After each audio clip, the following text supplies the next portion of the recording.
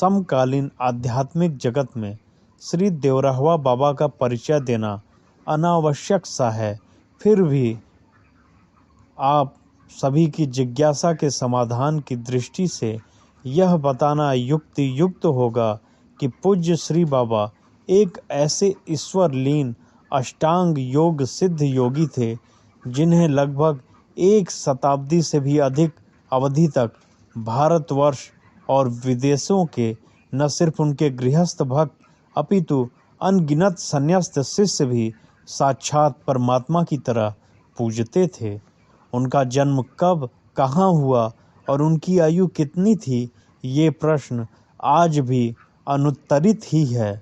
अंतरंग भक्तों की प्रेक्षा पर स्वयं श्री देवरहवा बाबा अपनी उत्पत्ति जल से बताते थे। भक्त समुदाय के बीच उन्होंने एक बार कहा था, मैं तुम लोगों की तरह मनुष्य नहीं हूँ।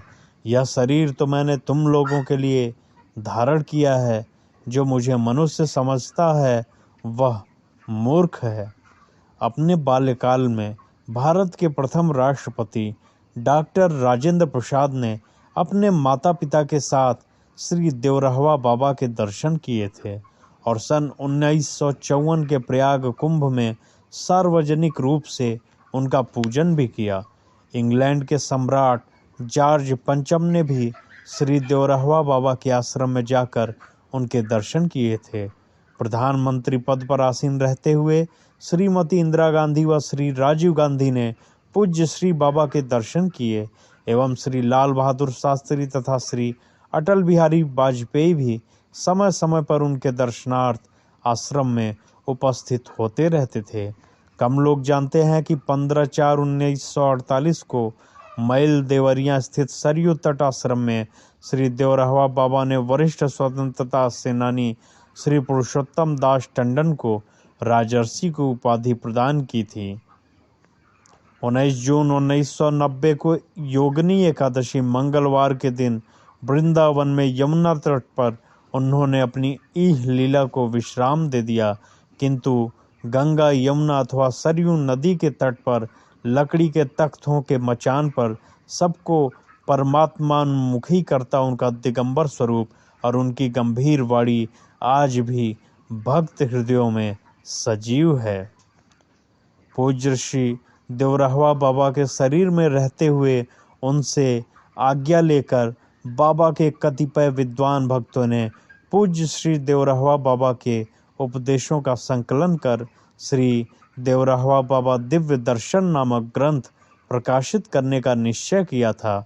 श्री देवरहवा बाबा के देवरिया जिले में सरयू तट लार रोड आश्रम में इन विद्वान भक्तों ने अनुनय विनय कर जब बाबा से प्रकाशन की अनुमति प्राप्त कर ली, तब ही इस ग्रंथ के लेखन का कार्य संपन्न हुआ।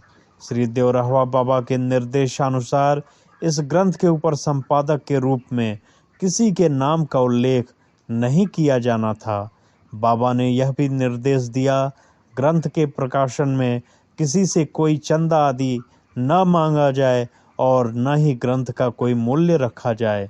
ग्रंथ में किसी मत का खंडन करके अन्य मत की स्थापना का प्रयास नहीं होना चाहिए। इसके अतिरिक्त ग्रंथ में वर्तमान युग की राजनीति द्वारा उद्भावित भाषा, प्रांत, दल, जातिवाद आदि की भी कोई गंध नहीं होनी चाहिए। पूज्य श्री बाबा के अनुमोदनोपरांत एवं उनके निर्देशों के अनुरूप ही यह ग्रंथ प्रकाशित हुआ था। इस ग्रंथ को पूज्य श्री देवरहवा बाबा स्वयं अपने हाथों से किन्हीं किन्हीं भक्तों को प्रसाद स्वरूप प्रदान करते थे।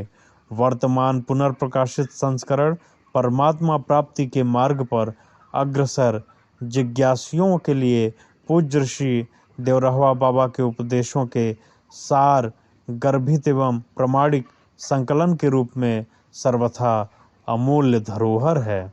श्रद्धालुओं के कथनानुसार बाबा अपने पास आने वाले प्रत्येक व्यक्ति से बड़े प्रेम से मिलते थे और सबको कुछ न कुछ प्रसाद अवश्य देते थे। प्रसाद देने के लिए बाबा अपना हाथ ऐसे ही मचान के खाली भाग में रखते थे और उनके हाथ में फल, मेवे या कुछ अन्य खाद्य पदार्थ आ जाते थे, जबकि मचान पर ऐसी कोई भी वस्तु नहीं रहती थी।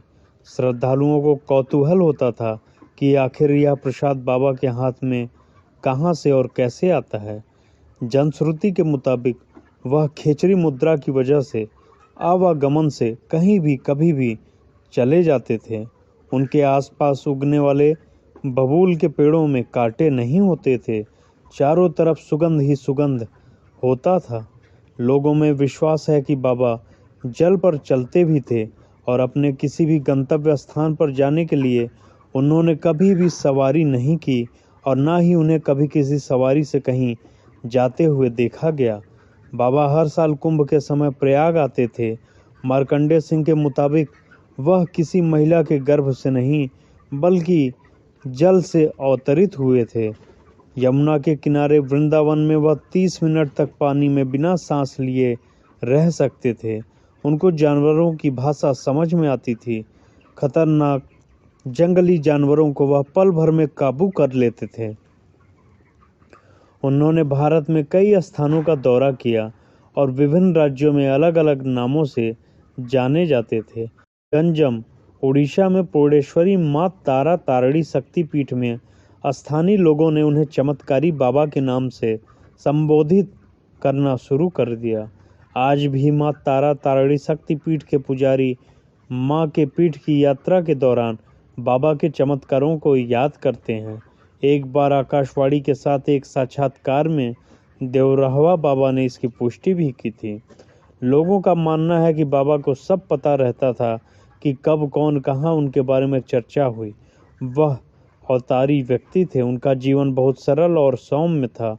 वह फोटो कैमरे और टीवी जैसी चीज़ों को देखकर अचंभित रह जाते थे। वह उनसे अपनी फ़ोटो लेने के लिए कहते थे, लेकिन आश्चर्य की बात थी कि उनका फ़ोटो नहीं बनता था। वह नहीं चाहते तो रिवॉल्वर से गोली नहीं चलती थी। उनका निर्जीव वस्तुओं पर पूर्ण नियंत्रण था। हर हर महादेव।